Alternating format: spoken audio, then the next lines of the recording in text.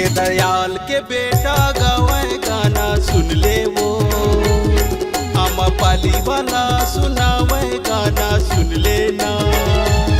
के दयाल के बेटा गावे गाना सुन ले वो, आमा पाली वाला सुनावे गाना सुन लेना। ये ओरिजिनल गाना ये बे, ये ओरिजिनल गाना ये बे, डीजे नो है डुप्लीकेट। ये हमोरच गाना ये वो तोर पर प्राइवेट, ये हमोरच गाना ये वो तोर पर प्राइवेट।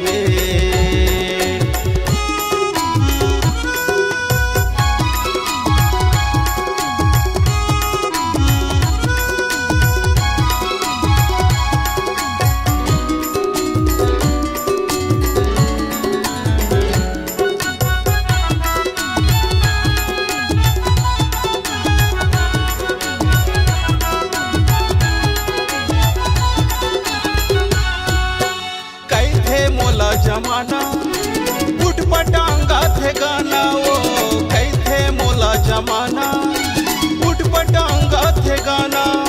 नाचत नहीं बने तोर गाना मकई के सबो बनाते बहाना।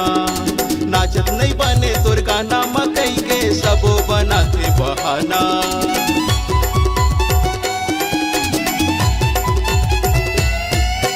कैथे मोला जमाना उठ पटांगा थे गाना वो, कैथे मोला जमाना उठ पटांगा थे गाना।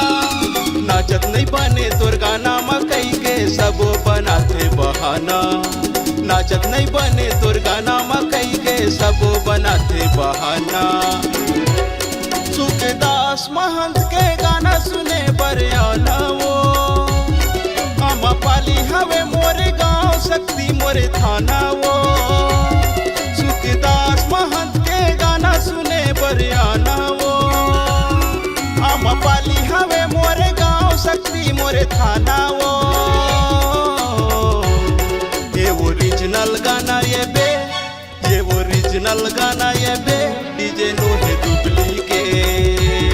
ये हमोरच गाना ये वो तोर पर प्राइवेट, ये हमोरच गाना ये वो तोर पर प्राइवेट।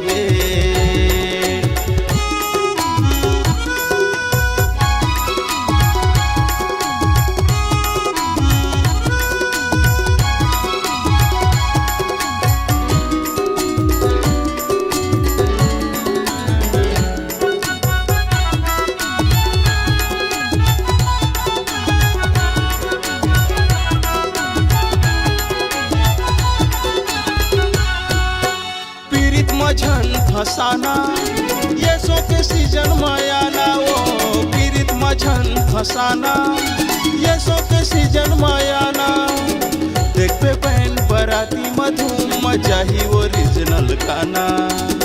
देख पे बहन बराती मधुम मचाही ओरिजिनल गाना।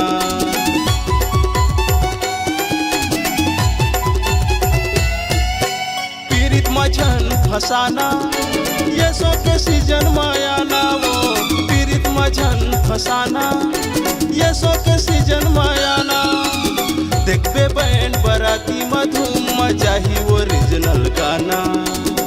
देख पे बहन बराती मधुम मचाही ओरिजिनल गाना।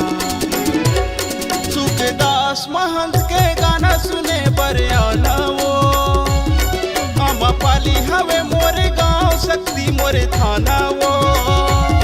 सुखदास महंत के गाना सुने पर आना वो, आमा पाली हवे मोरे गांव शक्ति मोरे थाना वो। ये ओरिजिनल गाना ये बे, ये ओरिजिनल गाना ये बे, डीजे नो है डुप्लीकेट। ये हमोरच गाना ये वो तोर पर प्राइवेट, ये हमोरच गाना ये वो तोर पर प्राइवेट।